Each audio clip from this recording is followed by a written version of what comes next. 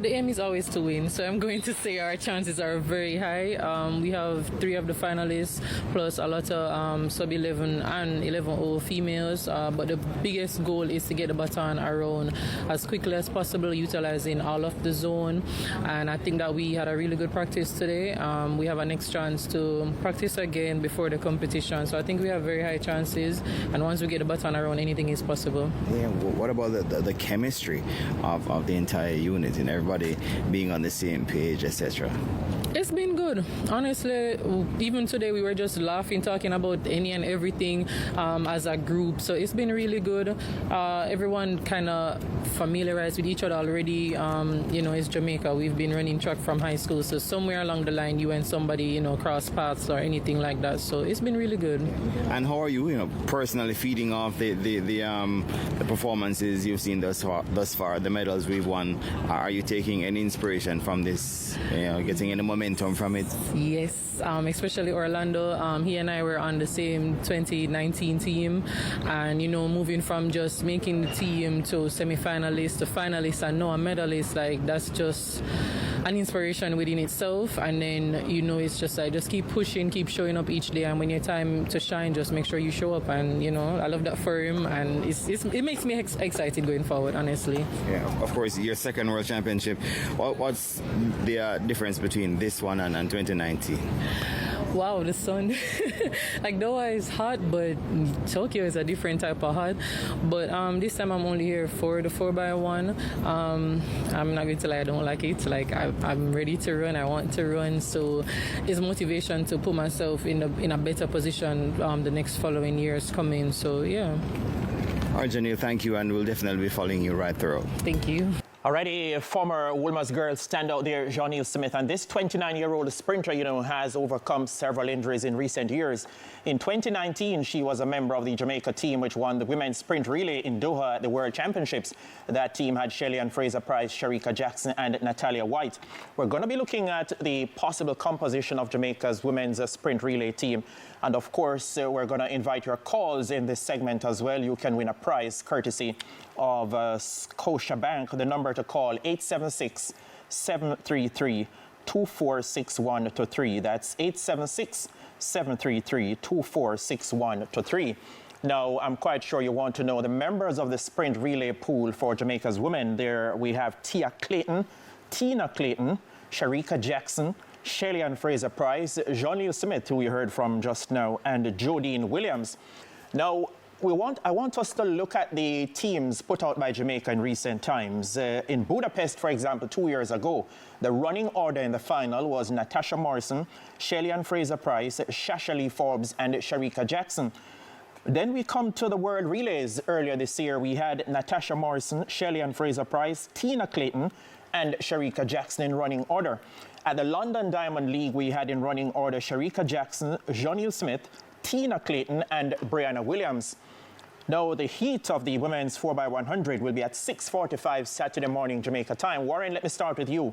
What sort of quartet are you looking at for Team Jamaica to put out there? I reckon because Sharika Jackson has the 200 final coming up, she'll be rested for the first round.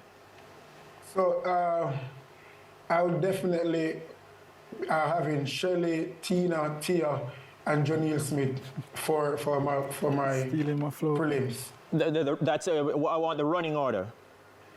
The running order. Yes. Okay, so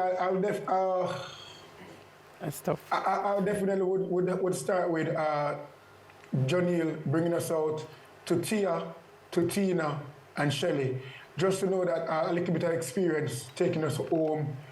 Because we need to get through the finals, and it's all about making it through to the finals. Oh, that's interesting. I see where you're coming from. You want some experienced legs on that ankle leg. What about you, Daniel? I like that 4 that he selected. I would only switch. I would put Shelly-Ann on third and keep the same order and switch Shelly-Ann and Tia and have Tia anchor. Okay, so your order would be? Janiel to Tina, to Shelly-Ann to Tia. Okay. What about you now, Javoy? All right, so my quartet is Shelly, Janiel, Tia, and Tina. So the order I would go is, I always tell people that I need the third and the fourth leg runners to do less work. So I'm going to start with Tia. Tia to Tina to Janiel to Shelly. Reason being, if Tia should start, nobody is faster than Tia on that leg. The only possible person faster than Tia is her sister or Melissa. So Tia starts to Tina. We are already in the advantage right there. Janiel, great curve runner. She's going to take it around to Shelly. Shelly. She's going to do amazing stuff on that ankle leg, and we should go through easily. Okay, and for the final now, I reckon Jamaica would look to bring in Sharika Jackson. Yeah, same thing, just take out Janiel and put Sharika on the third leg. Yeah, the national record, Warren, 4x100M. If the Jamaican ladies advance to the final and put a high-quality quartet out there, are they capable of breaking this national record? They are. If not, they can come really, really close. We have 3 females in 10-8 shape and faster. Shelly is a veteran, even though she's not one of the quickest on the team, but she, with a button, where Daniel said this on the earlier shows, with a button comes a lifetime best form. And we definitely can get very, very close to the national record. One of the challenges for the coaches, they like to talk about chemistry, the team gelling, relay practice, and we heard Janiel Smith saying the chemistry, camaraderie in the camp is good, but it's the quartet, putting that quartet out there. And I know when the coach who has responsibility for the relay team, he makes up his team, he takes it to the technical leader, and there is a 2 or 3 man committee who puts a final seal of stamp of approval on that. So that's a little part which could be a little tricky. The order that the coach who has the responsibility put them in out there. Yeah, I think we've had some issues with putting people in the right places on the relay. But one of the things is when you know a team, the chemistry is there. When a team is ready to win, the athletes are like, coach, any leg you give me, I'll run it. And when everyone has that mindset and the coaches are free to really maximize and place people where they see that they'll do the best, that's maximizing chemistry. So if every athlete is not worried about which leg and I'm only running this, if everybody comes and they're just like, anywhere, I'm ready to run, we're dangerous. That's actually a very good point, by the way, because I remember when I was at Athletics World Cup in 2018 and they gave me the start leg. Remember, it's my first team. I'm like, wow, I'm starting this relay. It's pressure. We have Nesta Carter. He has been starting the relay for years. But the coach told me, I'm not going to call the coach's name, told me as long as he's in charge of the relay, I'm always going to start. I'm like, okay, all right, it's my first time doing this and you're giving me the pressure to start. I can run any leg. Yes. I am just as fast as the rest here. But he said, no, start leg because I'm a great starter. I'm like, Nesta is here. So I just stop the arguing and I just say, all right, give me the start leg.